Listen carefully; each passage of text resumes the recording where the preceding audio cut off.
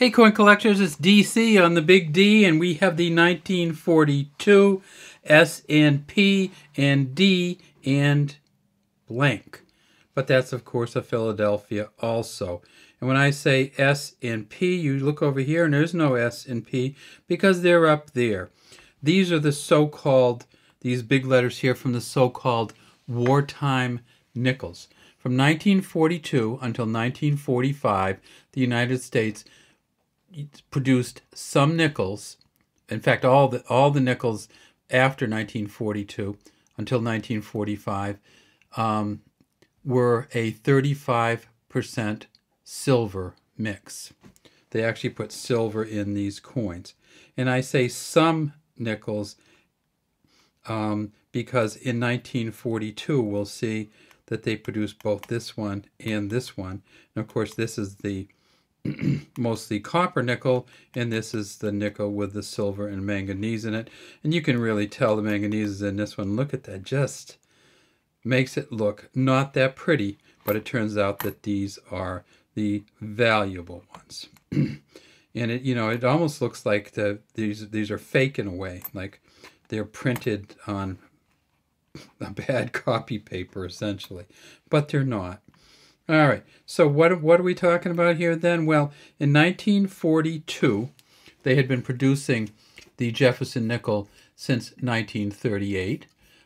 It turned out that nickel and copper were really, really, really valuable in the war effort.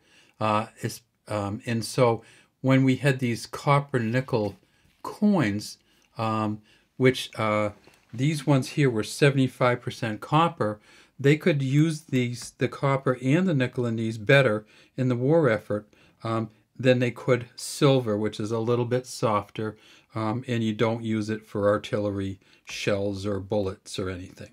So the copper and the nickel, they really wanted it. They said, what are we going to do? Halfway through 1942, they switched over to a silver mix.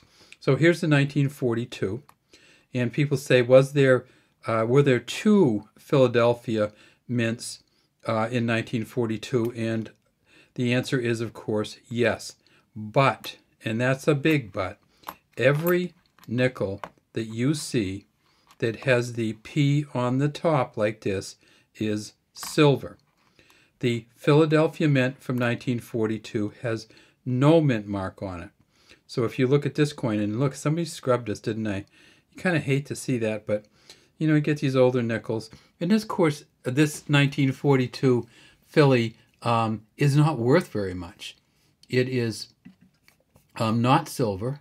It is clearly very used, and they made a lot of them. They made about 49.789, essentially 50 million of these without the mint mark. So if you want to get one of these, you can probably get it for well under $1.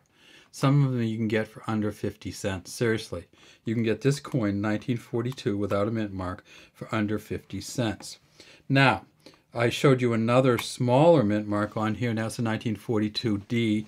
And you see when the D is down here, you know that it's non-silver again. And they made this, the thing that's interesting to me about this is the lowest mintage of any nickel ever, other than some proof sets. Only about 14 million of these were made. So this starts at about 50 cents and goes up from there.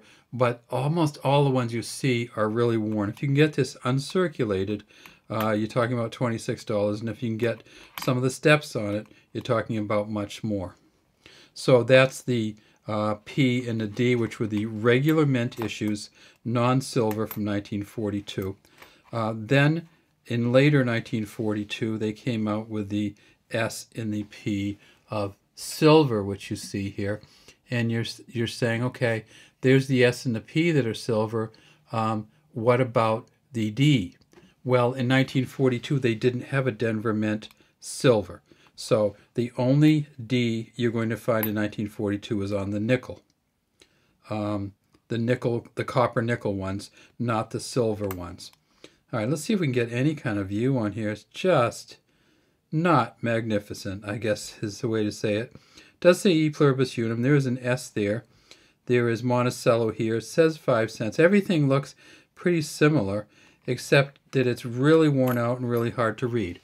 What's the exact composition of these? Well, the exact composition of these is 56% copper, 35% silver, and 9% manganese. And guess what? No actual nickel in the U.S. nickel between 1942, mid-1942, when they started making the silver, until 1945, when they made the last of the silver. How many of the silver ones did they make? I said they only made 13 million of the 42D. Well, it turns out that the P, they made 57.8 million, and the S, they made 32.9 million. So these ones, they made plenty of them. These, again, are not rare, but they're worth $1 or more, just minimum. You know, obviously $1 or more. They have about $1.40 in bullion in them. On the rarity index, they are listed as a 5. That means 95% of all coins are more rare than the 1942 silvers. So not a really rare coin, but a more, you know, the silver's more expensive. The silver's a little harder to get, but the silver's not a pretty coin, and so it's not as highly valued as a really, really good full steps version of the Denver or Philly in the nickel. All right, well, that's all we have today from Big D Coins. This is DC saying over and out. Love to have you subscribe to the Big D Coin channel and leave any comments you might have in the comments section.